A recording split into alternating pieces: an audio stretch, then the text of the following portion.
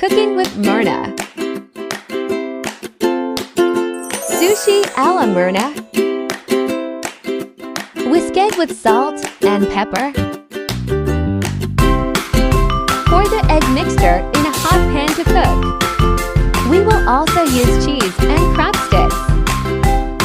Prepare the rice. Mix nori and sesame oil mixture.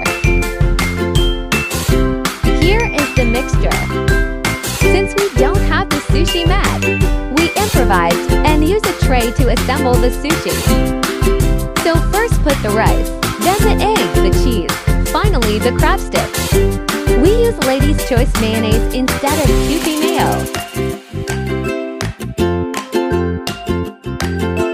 Then roll up sushi as tight as you can.